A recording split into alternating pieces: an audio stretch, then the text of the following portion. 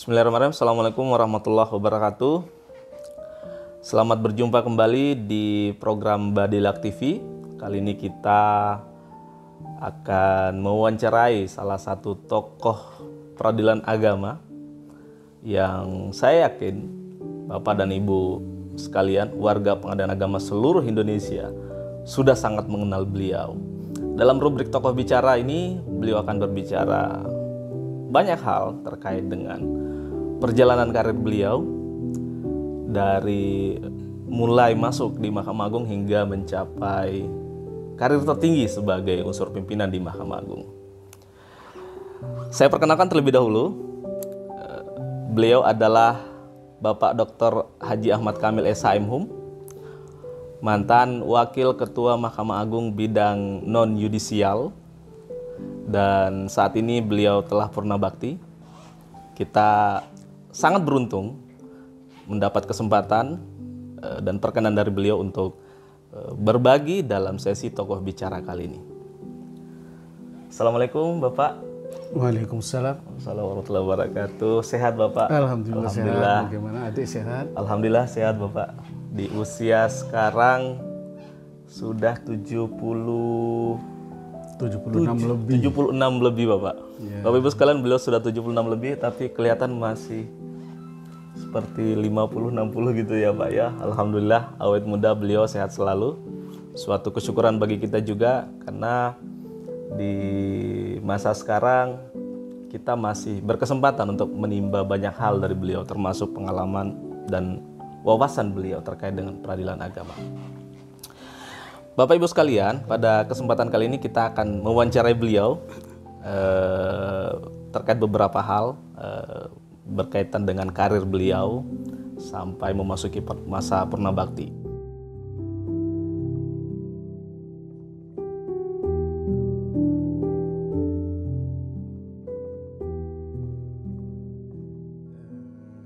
Alhamdulillah, saya bersyukur kepada Allah pada siang hari ini bersama kru tim TV Badilak. Iya. Kemarin sore saya menerima surat pemberitahuan ini. Ya. Saya antara percaya dan tidak. Apa iya sekarang Badilak punya TV? Iya. Jam 11 tadi saya menunggu, katanya jam 11. Ya. Oh, jangan-jangan salah. Jangan-jangan saya yang harus ke sana. Ya. Biasanya itu, pengetahuan saya itu kalau bicara di TV itu adalah kita datang ke studio, kan? Iya, tapi saya baca lagi di surat pemberitahuan akan datang ke kediaman jam 11. Saya tunggu, alhamdulillah jam 11 2 menit berapa itu kru datang. Alhamdulillah saya merasa tersanjung sekali gitu loh. Pengadilan Badilak, pengadilan agama Badilak itu punya TV.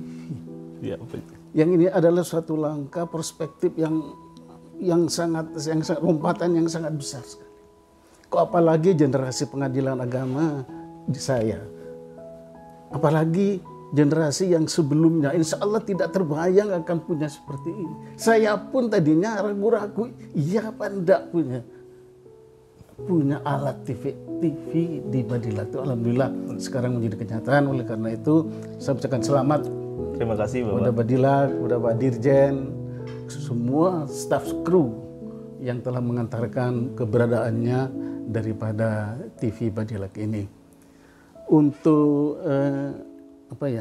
menyambung daripada permintaan Mas apa ya?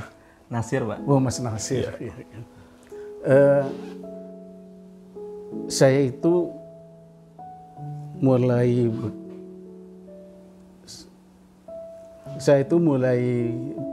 masuk jadi pegawai pengadilan agama itu tahun 1966. Di situ saya diangkat pertama kali ke Pengadilan Agama Ternate. Saya berempat tuh punya tim diskusi di sekolah. Di sekolah saya itu adalah PHIN, Pendidikan Hakim Syarat Negeri yang ada di Jogja, 4 orang. Yang satu ditaruh di IAIN Surabaya, yang satu ditaruh di pusat, satu ditaruh di Pamekasan, saya sendiri yang di Ternate. Oh Bapak. Iya, iya. Tapi pada waktu itu saya karena merupakan bukan hanya saya saja yang ditemukan di luar Jawa, alumni sebelum saya juga sudah begitu. Saya pamit kepada orang tua, terutama kepada ibu, Bu, saya mau berangkat ke Ternate. Mohon maaf, saya anak bungsu ya. Oh, iya. Ibu sebetulnya berat, sebetulnya kamu kan sudah merantau 3 tahun di Jogja. Saya ingin itu kamu kumpul dengan saya di sini. Tapi karena bertugas dari pemerintah, kamu jangan menolak, saya ikhlas. Berangkatlah saya ke Jakarta karena pesawat yang ada itu dari Jakarta. Dari Jakarta. Surabaya belum ada. Sampai di Jakarta saya lapor ke Biro Kepegawaian di pusat, dicek kendaraan ke Ternate putus karena Gestapo. Jadi kendaraan normal. Saya disarankan di pesawat sampai di Makassar naik perahu ke Ternate. Akhirnya disuruh tunggu saya selama 1 tahun menunggu adanya kendaraan dari Jakarta ke Ternate. Jadi tiap hari saya masuk ke pusat, ke departemen, ke biro kepegawaian. Iya. Tidak absen tapi suruh masuk gitu loh. Setahun rupa-rupanya tidak ada kepastian transportasi, saya dipanggil oleh Pak P. Mariadi, itu adalah biro kepegawaian dulu. Iya. Pada waktu itu kantornya masih di Tamrin. Departemen Agama itu kantornya di Tamrin. Yang sekarang menjadi kantor Irjen mungkin. Iya.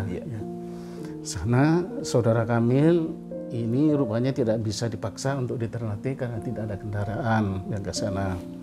Terus sekarang karena Pak Kamil sudah di sini, sekarang prioritas milih kemana? Disuruh milih pada akhirnya. Itu hikmahnya di situ. Hikmahnya mendapat apa ya? Iya, dari kesulitan di awal itu. Ya saya milih Pamekasan. Kalau di Pamekasan di Pengadilan Agama sudah penuh.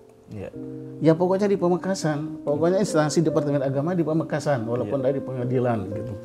Akhirnya saya taruh di kantor pendidikan agama di Pamekasan. Ceritanya saya pulang ke rumah nggak dipercaya oleh ibu, karena biasanya kalau alumni keluar Jawa itu baru pindah ke Jawa itu setelah 5 tahun. 5 tahun baru boleh pindah. Biasanya begitu, kadang-kadang sudah bawa istri dari 5 tahun itu. Istri udah bawa anak. Termasuk Pak Kadi itu kan, Pak Kadi Yono itu ke Manado itu pulang-pulang bawa istri. Gitu. Saya ke sana pulang ke rumah di Pamekasan, di muka pintu ibu enggak percaya. Mbak Yusra udah bilang, Kamil datang. Nggak mungkin, dari 5 tahun lalu. Jangan-jangan dia itu hantunya yang kesini. Enggak kamu. Akhirnya ibu mendatangi saya dipegang. Saya Bu, saya. Apa benar gitu?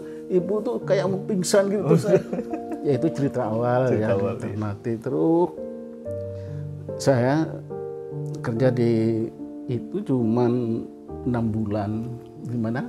Di kantor pendidikan agama itu, karena tes untuk tugas belajar ke IAIN, saya ikut tes lulus di IAIN Surabaya. Terus setelah IAIN baru saya ke Bangkalan, Bondowoso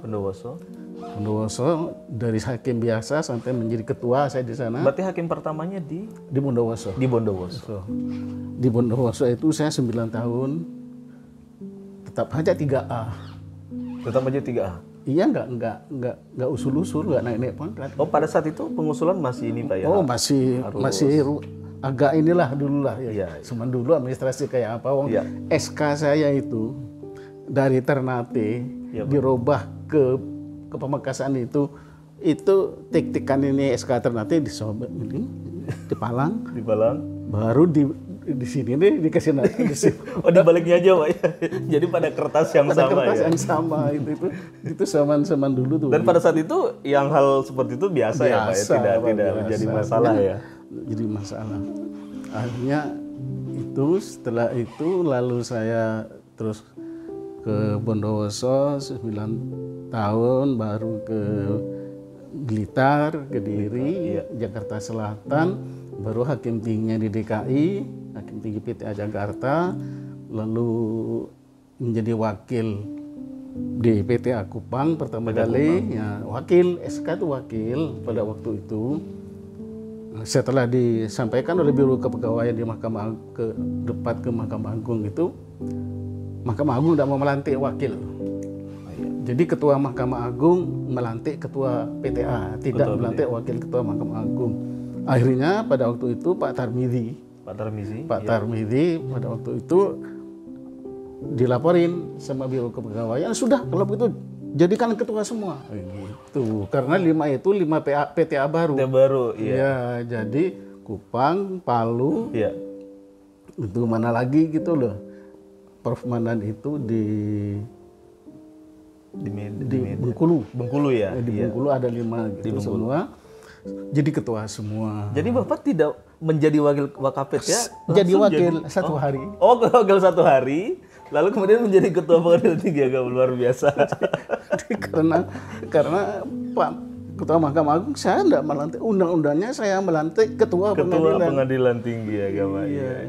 Karena Pengadilan Tinggi Agama baru ya belum ada. Iya betul. Itu hikmahnya. Saya berangkat ke Kupang pada waktu itu. Lalu Pak Taufik, Pak Samsul, Pak Kamil di sana 2 tahun aja lah. Iya, gitu. Di tahun aja nanti pindah ke Jawa. Ya, gitu. Ya Pak, saya tuh terus terang aja saya buka. Saya terhadap ucapan pimpin. Pak Kamil nanti ke sini, habis ini ke sini. Saya senang. Tapi saya tidak dimasukkan ke hati. Senang tetapi tidak dimasukkan ke hati. Kenapa ya? Takut meleset. Ya.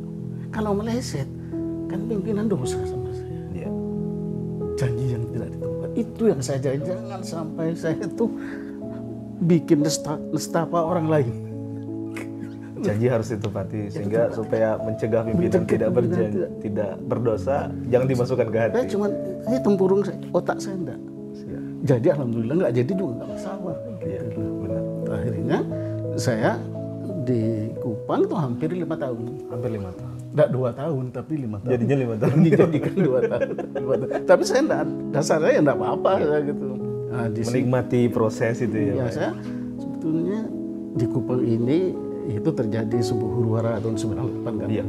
Semua kantor PA, kantor PTA hancur di bom Molotov. Peristiwa apa? Peristiwa itu kan di Jakarta kan peristiwa 98 pada Jakarta. Oh 98 itu ya? Ya, Reformasi ya? Di sana masjid di berabrik, Masya Allah berabrik, kantor rumah saya pribadi di bom Molotov hancur kacanya. Pada saat di bom Molotov Bapak dalam posisi saya berdung rapat di Mahkamah Agung. Sedang rapat di MA? Munas rapat Musyawarah Nasional Mahkamah Agung di Bali. Di Bali kejadian itu di Bali. Ya. Terus saya dipanggil oleh Pak Ketua Mahkamah Agung melalui Ketua Hadap Perdata Pak Safiuddin. Saya jangan kembali ke Kupang karena kondisinya tidak aman. Terus saya bilang enggak Pak, saya pimpinan di sana, saya harus kembali. Bagaimanapun juga tanggung jawab saya, bagaimana kawan yang ada di sana Pak kalau nggak ada saya. Ini pesan Pak Ketua Pak Kamil, iya tolong sampaikan, saya tetap akan kembali ke sana. Terus akhirnya Bu Taufik merayu istri saya, disuruh oleh istri Bu Ketua. Bu Kamil, bapaknya jangan boleh ke sana, bahaya. Pak Kamil masih dibutuhkan orangnya, jangan ini. Nggak bisa, bisa dari saya ketua di sana tanggung jawab.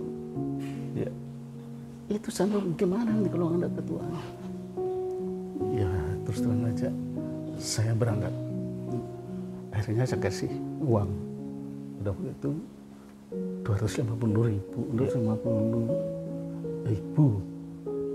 di tahun 89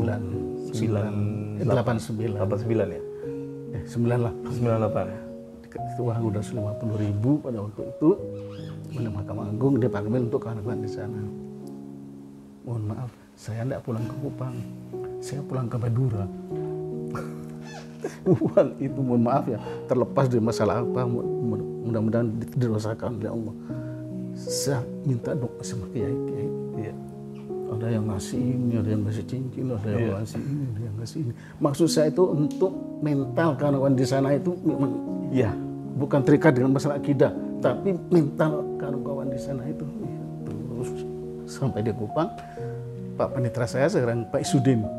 Pak Izudin. Iya. Iya, Pak Izudin. Pak Panitra, sekarang ketua di Sekarang ketua di Kendari kalau Kendari, nggak ya. salah, Pak. Iya. Datang di bandara itu kok merengut dengan Pak Wakil.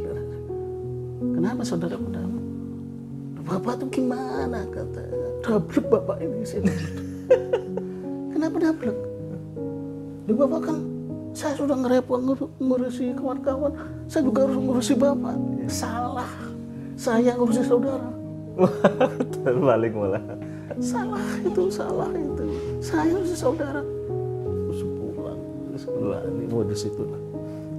Ada yang kawan itu 3 hari dalam WC, tidak keluar isi sebuah WC isi 5 orang. Ada yang tiarap terus seminggu tidur di tengah alang-alang, tidak berani ke rumah. Tapi alhamdulillah aman lah ya. Aman. Iya. Aman gitu, selesai. Dapat bantuan dari pemerintah untuk bangun lagi PTA. Bangun lagi PTA, ya. Masjid-masjid dibangun dan sebagainya. Jadi yang dijanjikan saya 2 tahun pindah ke mana? Ke Jawa itu, malah saya di sana hampir 5 tahun. Malah dipindah ke Padang, ke Sumatera Barat. Gitu, iya. Sumatera Barat. Ya sudah, tidak apa-apa, memang prinsip saya begitu ya. Tapi kawan-kawan itu yang kata, wah, enggak, pesawatnya enggak mampir kok di Jawa. Saya terus sampai ke sana jumpa dengan Pak Taufik Kaye, dengan Pak Boy, iya. Sampai 3 tahun di sana. Saya pindah ke Bandung. Menjadi KPTA Bandung. Ke Bandung.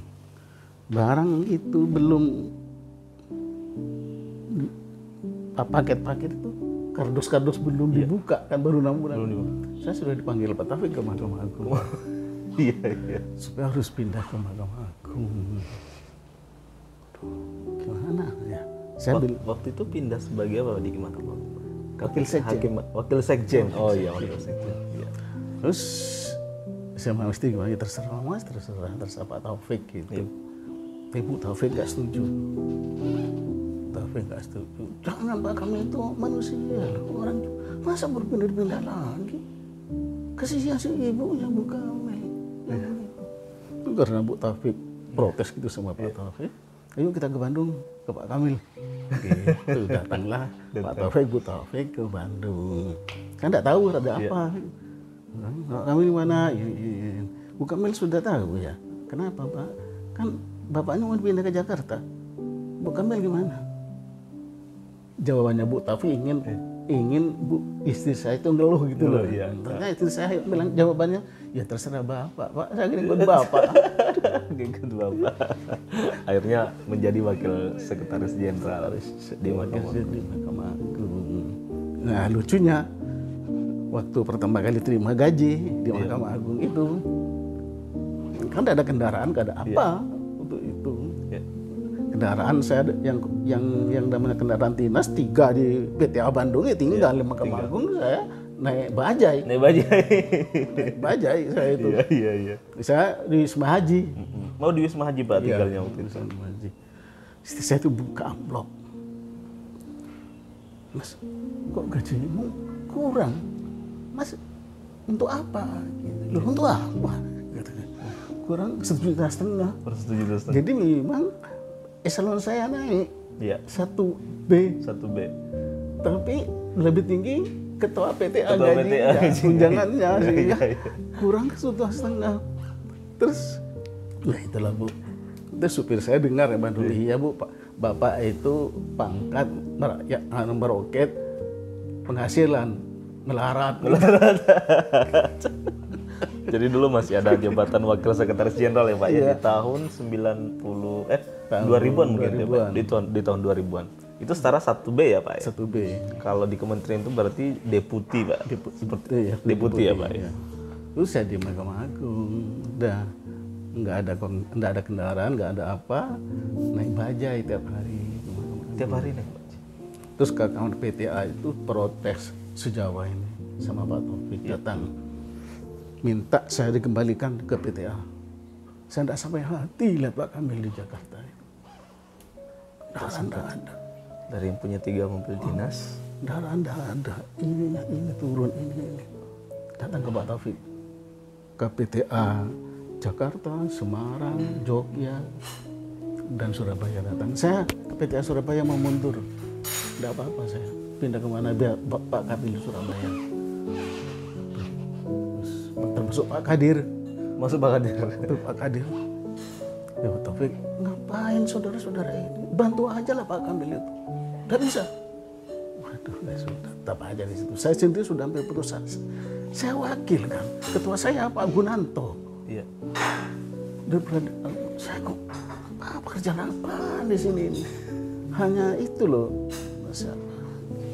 Pak Jogopoyo ya? Pak Jogopoyo. Pak Jogopoyo Itu staf saya. Staf Bapak dulu. Itu yang kalau jam 3:30 jadi bajai. Setelah ada bajai di samping Mahkamah Agung itu, lapor Pak kendaraannya sudah siap.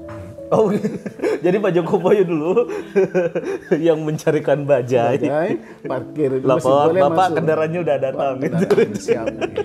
Jadi baru ini bajai pulang saya ke Wisma Haji. Gitu. Protes Pak Taufik nggak tahu. Saya apa pekerjaan saya? Hampir 6 bulan saya kan nggak bisa bekerja kan? Iya. Terima gaji gini aja.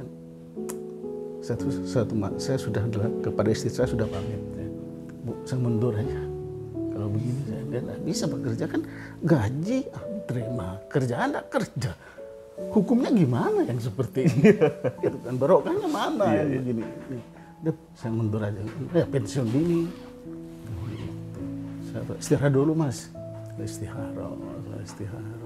Satu saat saya mimpi dengan Pak Gunanto, dengan Pak Sekretaris, Sekjen, Pak Sekjen. Sekjen Mahkamah Agung itu naik sepeda engkol reot itu loh. Ini mimpi ini saya ini. Coba rupanya dia juga mengharapkan saya kan.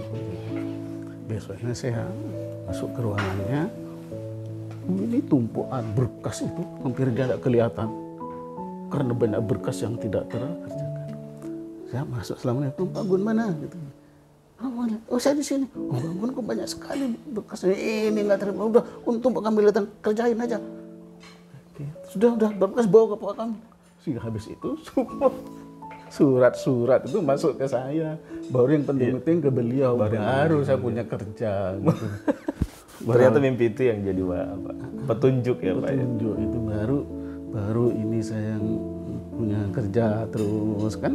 Belum satu atap tuh. Belum satu atap. Terus di situ saya dengan Pak Agung terus satu atap. Tidak punya kendaraan, berusaha kendaraan di Mahkamah Agung.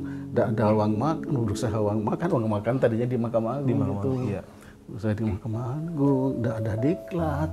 Sementara DPR diklatnya 3, Menteri Agama diklatnya 3 itu kan. Iya. Sementara EMA ditunggu di mana ada. Waktu itu lapor ke Pak Bagir. Pak Bagir kan orang departemen yang ngerti. Gitu. Tapi pimpinan-pimpinan Mahkamah Agung yang dari karir murni, yang bukan itu. Untuk apa Mahkamah Agung punya diklat? Percuma. Sempat dipertanyakan seperti itu. Enggak usah ada diklat. Terus saya dengan Pak Bagir gimana? Siap Pak Kamil, siap Pak. Saya dengan Pak Panitra siap untuk berusaha dulu. Hasil ndaknya terserah nanti. Gitu. Anggarannya gimana? Indahlah, insya Allah kita berjuang dulu Pak. Berarti awal mula Mahkamah Agung kemudian mendapat perhatian untuk diberikan alokasi diklat itu di zaman Bapak dengan Pak Gun. Pak Gun dan Bagir. Prof. Bagirmanan. Iya. Itu belum satu atap. Belum satu atap. Itu 2002 berarti 2002. Ya. Berarti mengusulkannya itu ke DPR. DPR waktu itu ya Pak ya. Ke DPR, ke Departemen Keuangan. Ke Departemen Keuangan gitu. Terus akhirnya kita udah Pak Bagio siapa itu ikut mencari tanah. Terus setelah dapat gitu diisukan bahwa markup harga. Pada waktu itu ya markup harga. Koran ramai. Masyarakat protes. Jalan masuk dihadang oleh drum, oleh ini ke lokasi itu. Pak Gun sudah mau mundur. Pak Kamil, daripada kita repot-repot ya, ngurusi masalah ini katanya. Enggak Pak Gun, enggak, ini kebaikan kok. Saya jalan terus Pak Gun, biar saya ngurus saja, saya yang maju. Saya cari siapa anggota DPR yang vokal ini, dan di surat kabar itu tuh sama Abdurrahman, PKS, PKS, asal Madura. Saya cari terhidupnya orang ini, Abdurrahman, PKS, asal Madura. Pulang saya ke Madura. Tanya ke orang PKS di sana. Ya. Oh iya Pak, orang Pamekasan. Iya. Pamekasan kan orang saya. Iya.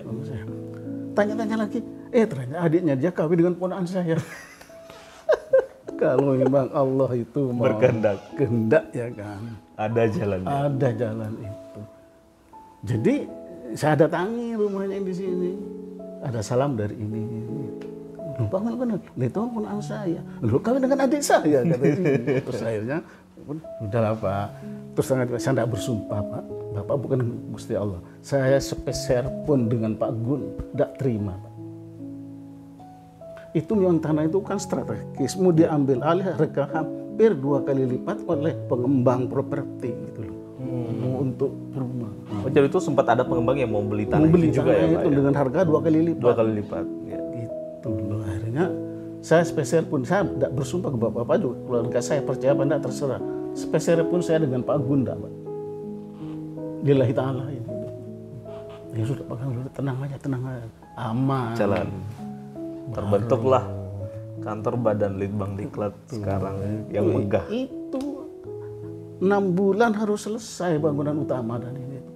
Pas menjelang puasa, menjelang Lebaran, menjelang Natal. Kalau enggak gitu hangus anggaran. Kan WK anunya Wasir Karya. Anunya, gimana ini Pak gini. Siap. Terus gampang Pak, saya punya pasukan 2.500 tukang. Jadi di kebut itu, yang induk, yang bangunan induk itu. Iya, bangunan induk, iya benar. Itu siang malam 3 bulan dengan 2.500 kupang selama bulan Ramadan. Terus siang malam Pak. Terus siang malam. Waktu Idul Fitri yang kerja yang Kristen. Iya. Waktu Natalan yang kerja orang Muslim. Gitu. Kebut terus itu, ya Allah. Jadi nuansa toleransinya juga ada ya, ternyata setelah kita amati ada terposelir, ada toleransi dalam pengerjaan. Gusti Allah yang ngatur, Pak. Benar, Pak. Semua Gusti Allah yang ngatur. Oleh karena itu, tidak ada masalah yang berat, tidak ada yang masalah yang kecil. Semuanya dalam hidup ini, dalam tugas ini. Jangan merasa dikorbankan. Saya bekerja di sini, berkorban, saya begini, jauh dari istri, jauh dari anak. Rugi. Kalau orang yang merasa berkorban, ngapain di situ? Benar. Nggak usah, keluar aja. Berarti harus banyak bersyukur. Jangan merasa berkorban, bersyukur. Dan ini sebuah perjalanan. Perjalanan itu tidak mungkin itu naik terus atau turun terus. Kalau kita insaf sadar bahwa itu sebuah perjalanan. Nggak ada Pak, saya ingin di PA yang perkaranya besar, karena uangnya. Terus saya ingin di ini. Iya. Nggak usah begitu, udah kerja. Kalau boleh tahu sedikit Pak, pimpinan itu kan mempercayakan Bapak dari dulu ya, dari tahun berapa tadi tuh? 98 udah menarik menjadi wasekjen segala macam. Itu pasti ada sesuatu yang menjadi bahan pertimbangan beliau. Kenapa misalnya menarik Bapak sebagai wasekjen? Kenapa mereka ingin Bapak berkarir di Jakarta? Kalau boleh tahu Pak, kira-kira apa yang menjadi faktor bagi para pimpinan kemudian mempercayakan kepada Bapak? Mungkin juga bisa jadi ibrah buat teman-teman bahwa mendapat kepercayaan pimpinan itu tidak mudah gitu. Apa yang membuat pimpinan sedemikian percaya waktu itu? Saya itu susah Pak ya menjawab itu. Satu, menerka saja. Satu, saya tidak tahu persis pertimbangan pimpinan. Nomor 2, saya takut perangkap kepada anania, atau kesombongan, atau keikhlasan. Ini lebih kepada ini sih Pak. Kira-kira apakah mungkin dedikasi atau seperti apa? Jadi saya terus terang aja ya kan. Saya sejak dari PA kecil Pak. banyak saya ikut membantu memecahkan masalah pimpinan, Pak. Membantu memecahkan masalah. Sehingga seingat saya, Pak, ya, saya itu senang memecahkan masalah. Iya. Sehingga kalau saya di tempat itu tempat yang banyak masalahnya, saya bukan guru tuh, tapi malah saya senang menyelesaikan masalah. Saya kan satu tuh, Pak, itu. Saya kalau rapat di PTA Jawa Timur, kalau ketua-ketua yang senior itu tidak bisa memecahkan masalah, kadang-kadang Pak Taufik dulu kan PTA Jawa Timur, itu kadang-kadang saya diajak. Kenapa Kamil? Apa itu masalah yang berlaku di ini? Karena apa? Saya mau bekerja sebagai hakim ketua tingkat pertama, Pak, tidak pernah bikin masalah karena pimpinan. Datang ke Surabaya, Pak, saya punya masalah begini, Pak. Ya, gini. Gimana bukan masalah? Bawa masalah? Tidak, saya selesaikan sendiri. Menyelesaikan sendiri, malah menawarkan untuk apa yang bisa saya bantu. Iya, saya tidak pernah gitu. Banyak sekali masalah-masalah yang sangat rumit, yang mungkin 2 hari tidak bisa selesai wawancara ini. Tapi yang penting kita itu mencintai pekerjaan. Kita mencintai pekerjaan kita. Hakim, disumpah hakim, ya cintailah hakim itu. Semangat. Namanya orang cinta gimana, Pak? Apapun saja kata yang dicintai, oke aja. Siang, malam, hujan, tidak hujan, tetap saja, Pak. Kan begitu. Dan ikhlas gitu loh, Pak. Ikhlas, Pak. Jadi jabatan iya, nggak jadi iya, gaji dipotong iya, nggak dipotong iya, itu sudah terserah. Semua itu Allah yang ngatur, Pak. Artinya bahwa Bapak ingin menekankan pentingnya kita menjadi problem solver di suatu tim yang bukan mengeluh, bukan membawa masalah. Sebisa mungkin apa yang bisa kita berikan itu kita berikan. Itu kita harus ini, Pak. Seperti saya diklat, Pak ya, diklat Spadia dulu kan ya. Spadia dulu antar departemen, Pak. Spadia. Perburuan, depan negeri, yang pengadilan, yang ini dari pengadilan, dari departemen agama. Karena satu saat ada masalah pelik, Pak. Kita mengadakan kuliah kerja ke Semarang, ke Diklat Semarang. Pulangnya bis yang mau ditompangin itu tidak mau menjemput, mengembalikan ke Jakarta lagi. Padahal kita sudah pesan pulang balik kan. Nah, waktu sholat subuh itu pimpinan rombongan dari Mahkamah Agung ini, dari Diklat Agama ini, masalah itu dikembangkan ke kita. Siapa yang bisa memecahkan masalah ini akan dapat bonus nilainya di Diklat. Jadi kalau saya ngacung, saya minta syarat, Pak, nomor teleponnya base, dan saya minta fasilitas saya diantarkan ke kantor telepon. Saya kantor telepon ini saya ancam itu, Pak. Perusahaan bisnya itu saya ancam. Terus enggak saya sombong. Saya hakim. Saya hakim, agamanya lahir. Agamanya. Saya hakim. Kalau Bapak tidak datang subuh nanti menurut perusahaan Bapak akan saya gugat nanti ke pengadilan. Datang, Pak. Tapi kawan-kawan itu kan kawan-kawan dari kita, Pak Zainal Imamah dulu kan satu rombongan ya, ini. Gimana kamu itu, saya tidak bisa tidur, kamu jangan nanti. Udah tenang aja. 3:30 subuh datang di situ, dapat bonus. Sehingga saya itu sebetulnya ranking 1 di Diklat itu. Itu. Terus tapi dipanggil Pak Slamet, Pak Kamil, ini nilainya excellent loh. Cuman Pak Kamil kan pemarah. Ini yang saya pemarah, Pak. Siap pemarah betul, Pak. Pemarah, Pak.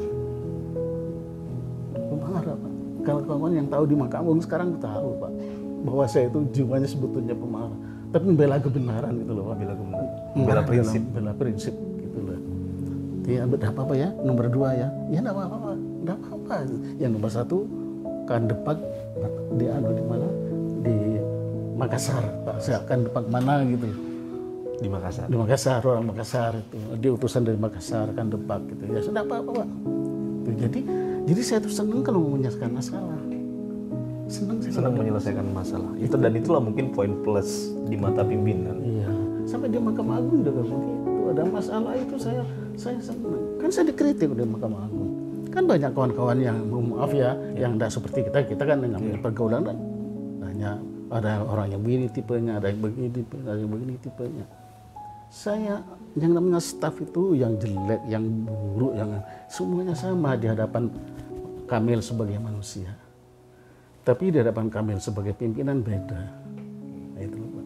Sehingga kawan-kawan di Mahkamah Agung itu banyak tanya, Kamil orang itu kan kurang baik namanya ini. Kenapa? Loh, enggak. Kita ini pimpinan itu seperti bengkel.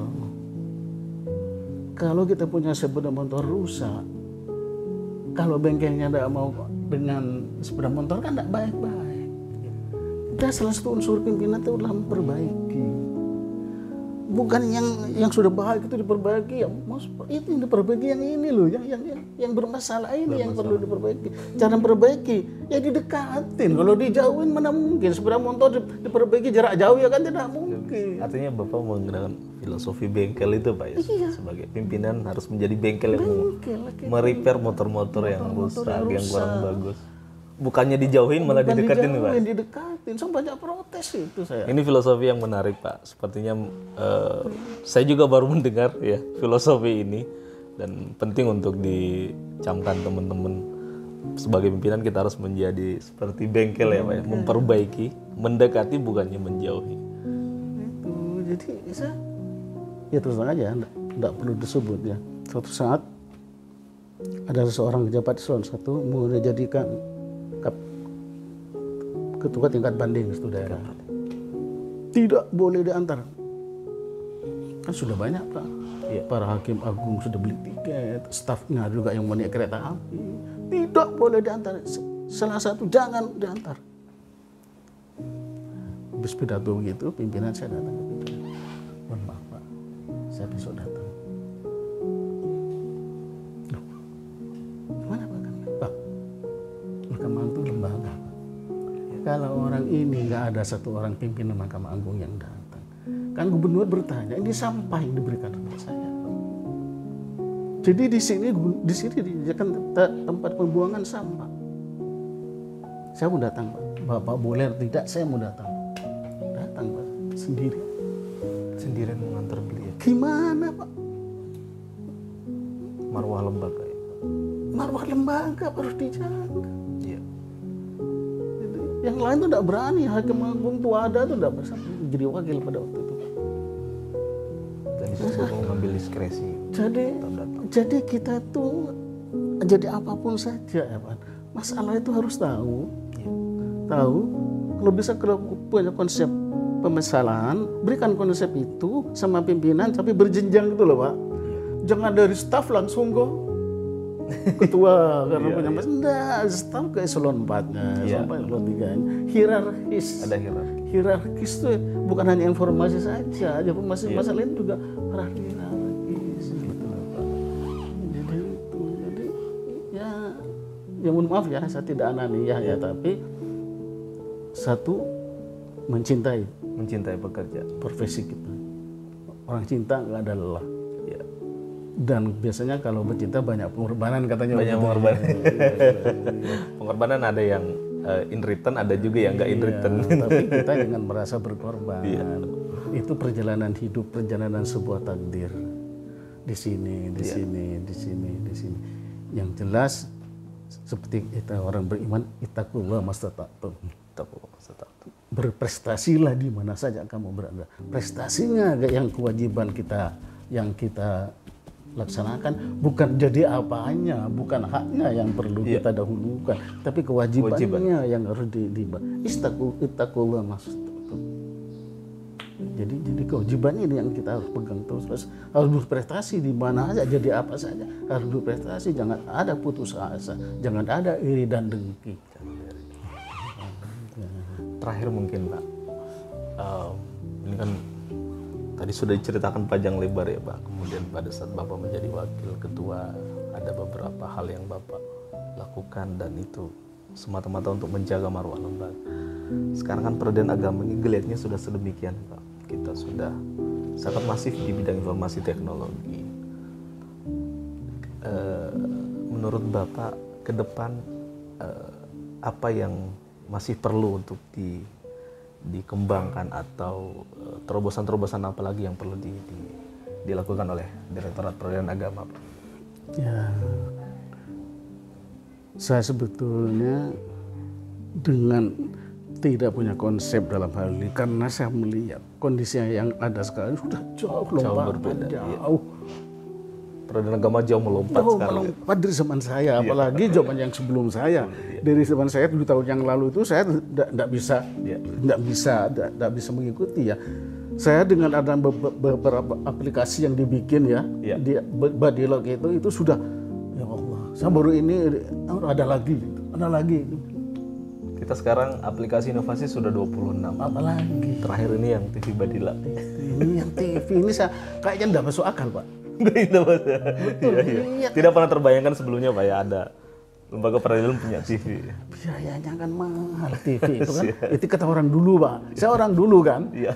Kan TV-nya tidak murah gitu kan. Lagi ini ternyata juga Badilak mampu mewujudkan masalah ini. Oleh karena itu harapan saya untuk di Badilak ini orang itu ada plus, ada minusnya, ya kan? Ya. Lembaga juga ada plus, ada minusnya. Pimpinan juga ada plus, ada minusnya, dan ada pergantian. Janganlah berbicara tentang masalah kekurangan. Jangan berbicara masalah kekurangan. Berbicara masalah kekurangan, berbicara tentang dirinya sendiri. Karena dalam diri kita juga banyak kekurangan. Ya. Bicara tentang masalah kelebihan. Berbicara tentang masalah yang positif. Jangan kembangkanlah masalah yang positif. Kalau perlu iri kepada yang positif.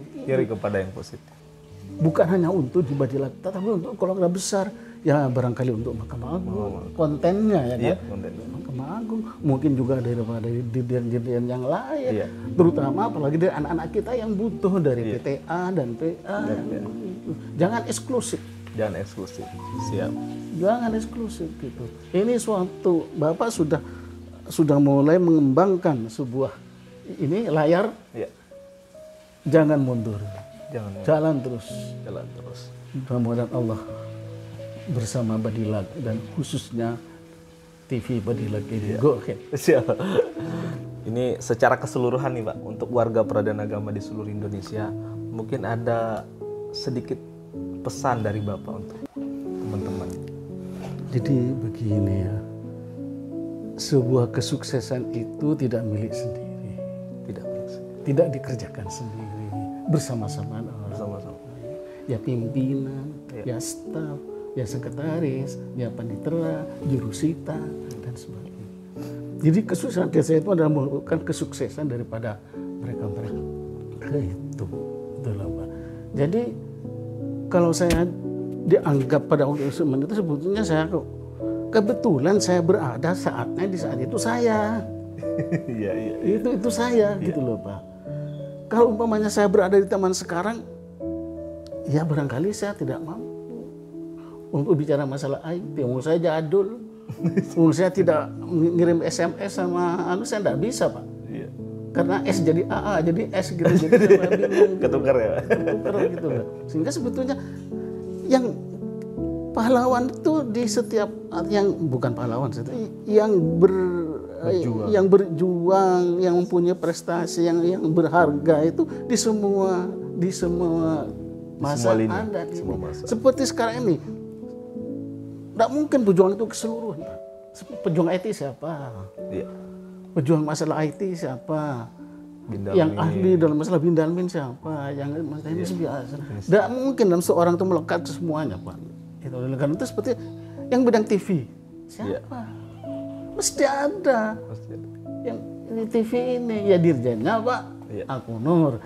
Tapi pelaksananya yang ininya, yang mewujudkan itu juga pahlawan-pahlawan semua, Pak. Artinya kita semua ini pejuang. Pejuang semua. Sebagai suatu tim. Iya, merupakan satu tim gitu pada saatnya gitu loh, Pak. Artinya kita tidak boleh bergerak sendiri, berjalan sendiri. Tidak bisa. Dan ada kesinambungan, Pak. Ya. Dari yang lalu dan sekarang. Oleh karena itu yang paling pokok itu apanya ya? Ke konsolidasi ke dalamnya lebih kuat, dan juga harus merasa dirinya itu terpacu. Saya memiliki lembaga pengadilan. Saya memiliki, karena memiliki masing-masing itu berusaha untuk punya andil dalam perbaikan lembaga itu. Tuh, jangan tuh nonton, yang satu cuman amin, yang satu cuma ngambil berkat gitu. Yang satunya mati-matian. Mati-matian itu jangan. Jadi harus bergerak bersama, harus bergerak bersama dalam satu titik seperti di dalam Al-Qur'an ya, surat Al-Munkhirat ya. Fa aina tadhabun? Kemana kamu akan pergi? Kemana kamu akan pergi? Baik, itu. Fa aina tadhabun? Fa aina tadhabun. Baik, terima kasih Pak. Luar biasa, banyak sekali pencerahan dari beliau. Saya tidak perlu menyimpulkan satu persatu, tapi paling tidak ada beberapa hal yang bisa kita petik pelajaran dari beliau. Beliau berpesan bahwa cintailah pekerjaan itu sebagaimana kita mencintai diri kita sendiri, kita mencintai keluarga kita. Karena kalau sudah cinta dengan pekerjaan, maka rasa untuk berkorban, berbuat terbaik bagi pekerjaan itu pasti ada. Yang kedua, kita harus selalu ikhlas ya Pak, dalam bekerja, ikhlas menerima takdir, terutama ketika ada sesuatu yang disampaikan kepada kita belum terjadi, Allah pasti punya rencana yang jauh lebih indah. Dan beliau sudah membuktikan itu. Perjalanan karir beliau luar biasa, tidak hanya sedikit, bahkan mungkin sangat sedikit sosok seperti beliau yang punya perjalanan karir sedemikian baiknya, sedemikian luar biasa, dan itu tentunya menjadi hikmah dan ibrah bagi kita. Mudah-mudahan kita bisa mengikuti jejak-jejak beliau.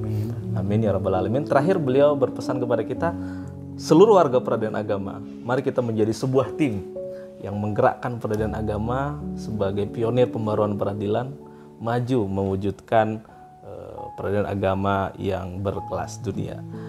Demikian dari saya, M. Nasir Asnawi, Hakim Yususial, Direktur Jenderal Badan Peradilan Agama, selaku host pada episode Tokoh Bicara kali ini. Mudah-mudahan pertemuan kita pada kali ini memberi manfaat dan keberkahan bagi kita semua warga peradilan agama dan khususnya lembaga peradilan di Indonesia. Terima kasih Bapak Ayahanda kami telah berkenan untuk berbagi kepada kita. Mohon maaf Pak, ini mengganggu waktu istirahat sebenarnya. Saya senang. Mudah-mudahan ada manfaat. Mudah-mudahan bermanfaat. Dan saya minta maaf atas ada hal-hal yang siap. Terima kasih. Kami juga mohon maaf Pak kalau ada kekurangan dalam sesi kali ini. Demikian, lebih dan kurangnya mohon dimaafkan. Wassalamualaikum warahmatullahi wabarakatuh. Waalaikumsalam.